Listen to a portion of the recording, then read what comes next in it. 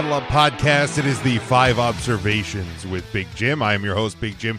You can get me on Twitter at Big Jim Sports, but make sure you are following along with the show at Huddle Up Podcast, Facebook, Twitter, YouTube, and TikTok. Make sure you are liking, following, subscribing on all of those channels, as well as on all podcast platforms. If you enjoyed the show and you are subscribed, please share the show with somebody you think you might enjoy it. Encourage them to do the same. If you are not subscribed, click that subscribe button. Rate and review the show. Would certainly appreciate that. Working our way towards our off-season program. We've taken a couple of weeks off the regular Huddle Up episodes. We came off our live season just a couple weeks ago. We still have plenty of content coming out each and every week. These observations from myself, the 5 for Fighting with Mikey B, The Pitch, the second episode of The Pitch covering soccer and baseball from Matt. Second episode just dropped earlier today, February the 26th. And one with EJ. I know he's continued to kind of play hurt, but is getting content out when he can. We certainly appreciate that. And yeah, we will be back sometime beginning in the month of March, or maybe closer to April. But we will get back with our Huddle Up off-season program. Plenty of fun topics, and we look forward to getting those out here very, very soon. But let's dive right in to my observations this week. Number one, the XFL season is now 2 weeks old. I've been enjoying it. It hasn't always been the most clean and perfect football, but it's never going to be. Hell, the NFL isn't. So why would you expect XFL players or USFL players or anything like that to be perfect? But I think it's been a lot of fun. But I want to give a ton of respect to A.J. McCarron, quarterback of the St. Louis Battlehawks. He got emotional when he led his second come-from-behind victory this past Thursday night against the Seattle Sea Dragons, because he talked about that he could have probably gotten back and taken a backup job in the NFL, but it chose not to because he wanted his kids to see him play and be able to create memories for his kids. And that's what he's doing, man. And he's, like I said, he's 2-0. He has led him and his team have come from behind in both of their games so far for thrilling last second victories. And, it's pretty cool. And, I'm sure he is not the only player in the league who is like that and who is, passed up an opportunity to ride the pine in the NFL for more money, and has taken the job in the XFL so they can play. There's only a finite number of years where you're going to be able to play professional sports, and they're taking advantage of it and they want to play, and I can't blame them. I respect each and every one of them for doing it, but I wanted to give that special shout out to A.J. McCarron for being very vocal about it. Number 2 for this week, the purge of the Washington Capitals has begun. It has been a frustrating season for Washington. The Capitals are currently 29, 27, and 6 for 64 points. They are 3 points out of a playoff spot in the National Hockey League's Eastern Conference, with only 20 games to go.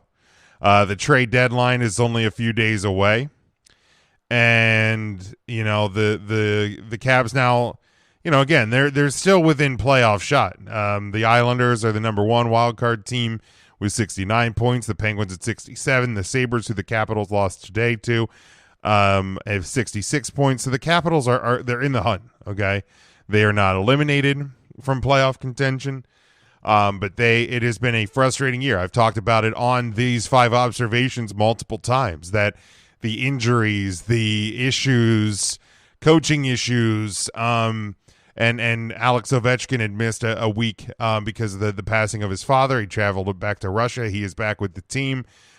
Scored today in a loss, but scored today. So it was the first he kind of looked himself, since he's returned. But it has been just a struggle of a season. The Capitals played great yesterday on Saturday, the 25th, and dominated the New York Rangers. But today they came out and they got embarrassed by the Buffalo Sabres. So it's just kind of been one of these one step forward, two step back kind of a season. And then the purge has begun. Dmitry Orlov, a defenseman, probably the best defenseman the Caps have on the team, and fourth line, third line center, but kind of a backbone to the really to the strength and stability of the Capitals team. Garden Hathaway were traded this week to the Boston Bruins, who are one of the best teams in the NHL this year. And it is so frustrating because I hate Boston. They are one of my most hated hockey franchises, so I'm super bummed that we lost Orlov and Hathaway. I'm super pissed that it was to the Bruins, and it is making them better and a potential really strong favorite to win the Stanley Cup this spring. I would love nothing more than to see them fail early in the postseason. It's likely that the Capitals have more trades coming before this Friday's deadline, and yeah, it's just a bummer. It's just a bummer. There's now only with Orlov leaving, there is only 7 players on the Capitals still remaining from the Stanley Cup win just 5 years ago. It was only 5 years ago the Capitals were on top of the hockey world and now are in the depths. The only players that remain are Tom Wilson, everybody's favorite Tom Wilson, Lars Eller, Evgeny Kuznetsov, John Carlson, TJ Oshie, Nicholas Backstrom, and of course Alexander Ovechkin. The rest have retired or are with other teams, and even coaching wise, there is no coaching staff that is still there. So it has been it has been a wild 5 years. The Capitals have not won a playoff series since they won the Stanley Cup, and they certainly don't look like they're going to do it this year if they even get there. But more on that over the next coming weeks. Third observation this week: how to fix All-Star games. And when I say fix, I don't mean in the sense of guaranteeing who wins. I mean how to repair them. This was something, if you listen to the And One show with EJ on the Huddle Up feed, bing, you heard him talk about the NBA All-Star game. And that that it was just kind of like joke basketball, and how can you fix it? How can you make guys care? First off, I don't think you can. I think that's where you almost kind of start and end the discussion. I don't think you can, and here's why. I'm not just dismissing the notion. Players aren't going to care about them in the way that players used to care about them. They're not going to risk their health. They're not going to risk their brand. They're not going to risk their money, their incentives on their contract for an All-Star game, for a meaningless game. It's an exhibition. So there's not going to be hard defense being played. Guys aren't going to go all out. They're not going to go at full speed. They're not going to go at full tilt like they're going to win the NBA title by the result of this All-Star game. They just aren't. And they shouldn't. Like, the NBA is, 70-plus games. The NHL is 82 games. Major League Baseball is 162 games. That's a grueling haul. The NFL is obviously 17 games. Or more if your team gets to the postseason, more because of the preseason and camp. You can't expect these guys to put their bodies on the line for a meaningless game. It's there's no point. I would never expect all-stars to go and risk their health and safety for a meaningless game. And I know one of the things that EJ touched on, and this has been done in Major League Baseball in the past. It's no longer done, thank God. Like Major League Baseball, home field in the World Series used to be determined by which league won the All-Star game. Never do this ever again. No league should ever do it. Think about it. Write it on a sheet of paper. Email it. The idea should never occur to anyone. Because, again, it's a meaningless game. And the majority of the time with like these sports like NHL, Major League Baseball, NBA, there's going to be the majority of these rosters are not even going to be from a team that is going to be playing for a title. So why should that team, if they're one of the best, be penalized by somebody who's not even on their team in the middle of the season in an exhibition game? So I don't know if the NBA is considering this or not, but I hope they aren't, because it'll be the dumbest thing since baseball did it, if they are. But yeah, there's nothing you can do to fix these games. They're always going to have them, because there's always going to be people that want to watch them, but you're never going to be able to fix them. So the bottom line is, if you don't like it, if you don't like them, don't watch them. Like I don't watch the MLB All-Star Game. I watch the Home Run Derby. I watch some of the other All-Star festivities, but I don't watch the All-Star Game. With the NHL, I watch the Super Skills every year. I never watch the All-Star Game. With the NBA, if I'm around, I watch the three-point contest and the dunk contest and all of that, but I don't watch the game. This year, I watched the Pro Bowl games, and I really enjoyed them, all these the fun new games that they did. Even the flag football game was fun. It was entertaining. I never watched the Pro Bowl before. So you're not going to fix them. You can fix yourself and choose not to watch them. That's the only thing that can happen. Number 4, the noise around Russell Wilson is loud and getting louder. And what I mean by that, there was a report that came out this week from The Athletic. Now, Russell Wilson has denied this, but it was that he tried, or at least wanted, to get the Seahawks coach Pete Carroll and GM John Schneider fired when the team and him were having their issues. Now, look, I can already hear the Russell Wilson defenders coming at me and saying he should have. The organization didn't give an offensive line. And look, I don't know the whole history.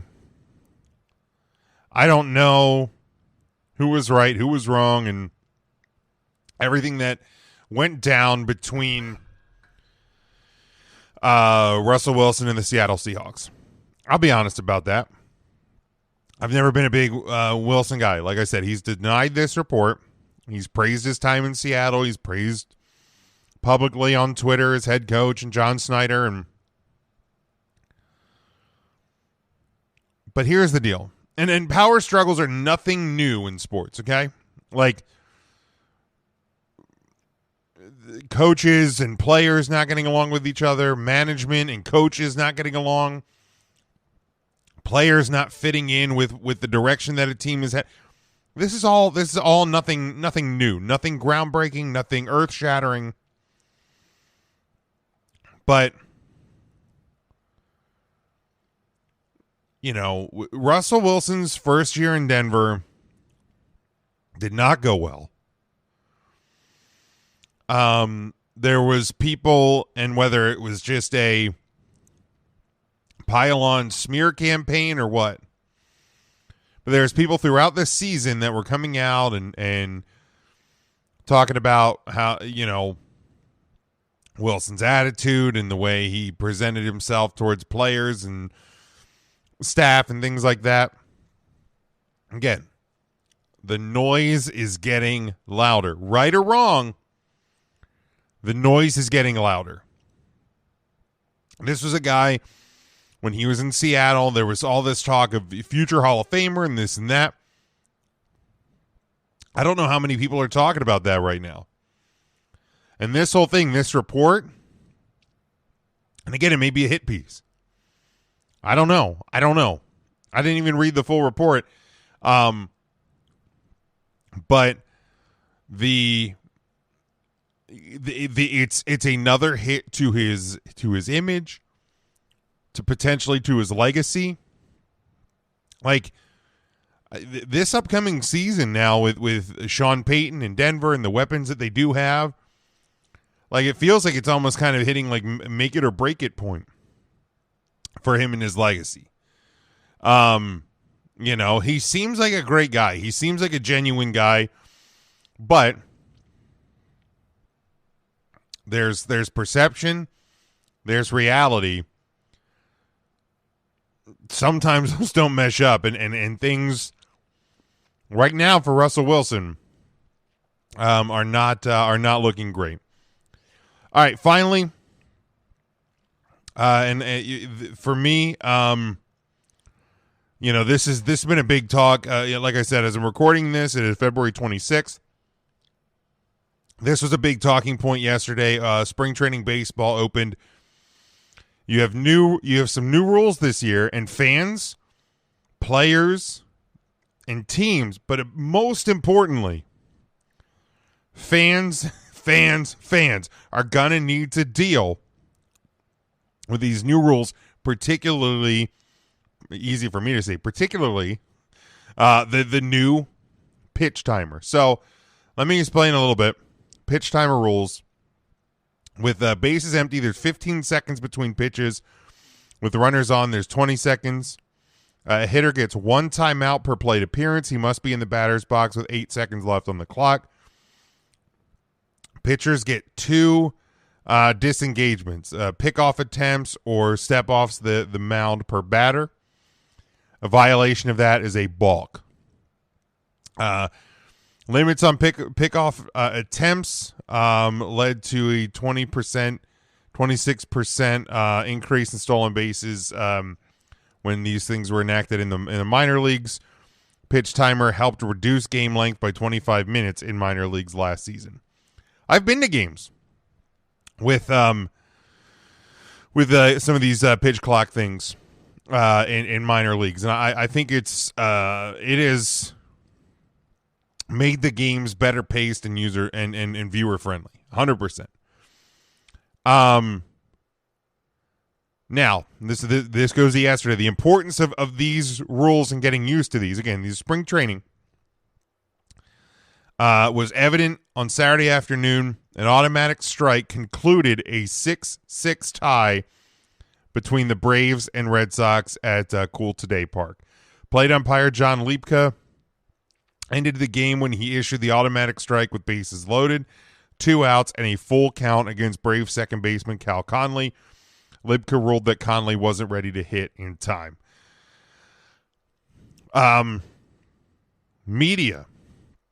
Sports media was losing their mind over this. Rich Eisen tweeted, quote, "The powers that be in baseball need to know. There is not a soul who wants a baseball game to end with a walk-off pitch clock violation, and that includes any soul who thinks the game takes too long and needs to go faster." End quote.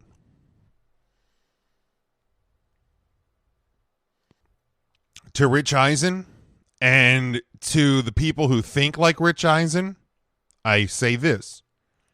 You're right. No one wants games to end on a pitch clock violation. Nobody. That's not why the rules were made. The rules were made to keep the pace of the game going. And it's not even a hard enforce. It's kind of like the Jeopardy clock. Like, did you know that the Jeopardy answer clock isn't a set time?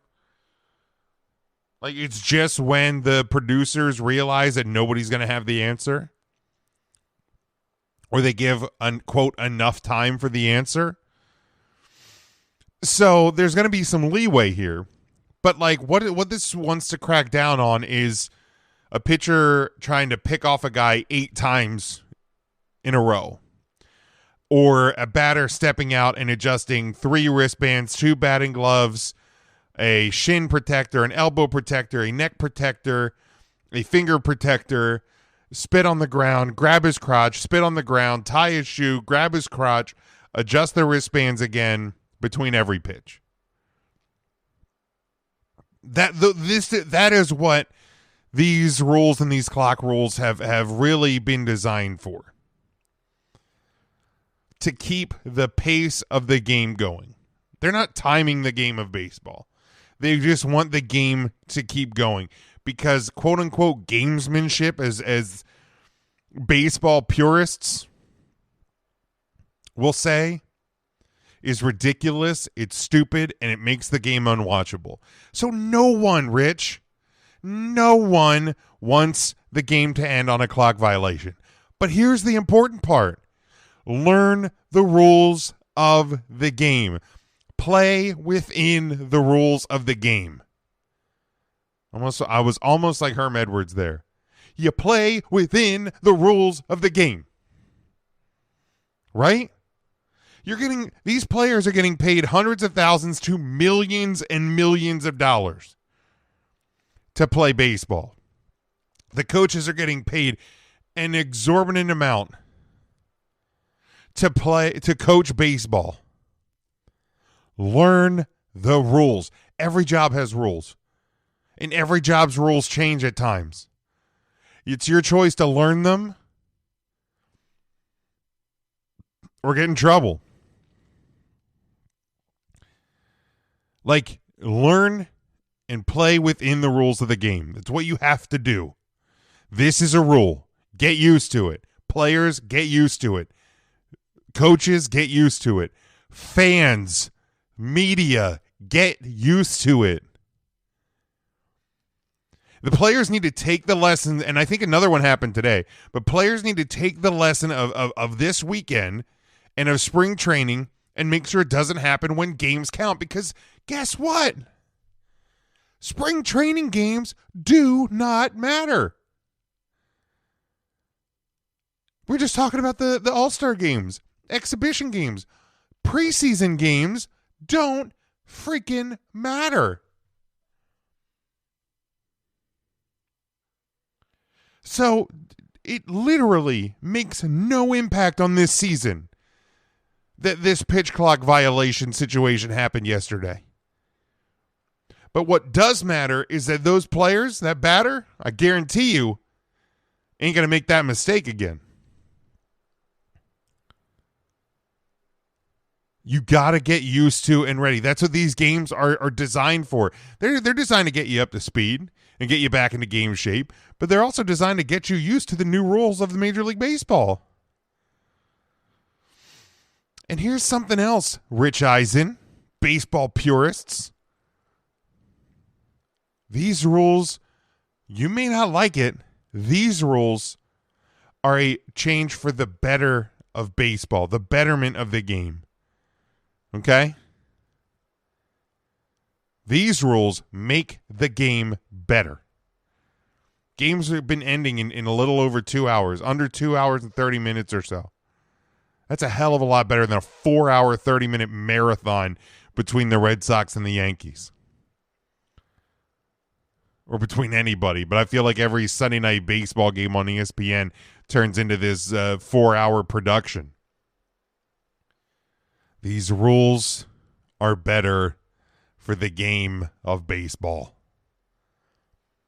So get used to them. Players, coaches, media, fans. Because I think I'm going to enjoy baseball more this year with these rules. All right, that's where we're going to close it up this week. Again, thank you for listening in. I certainly do appreciate all the support. You can follow me at Big Jim Sports on Twitter. You can follow the show at Huddle Up Podcast, Facebook, Twitter, TikTok, YouTube.com/at Huddle Up Podcast. Subscribe wherever you can. Rate and review where you can. Share the show with your friends. Certainly would appreciate that and continue to grow the show. I'll be back next week. My 5 observations. Look for the 5 for fighting and 1, the pitch. And coming soon in the month of March will be Huddle Up off-season episodes. So thank you again for listening. Until next time, stay safe, stay smart, and go for the win.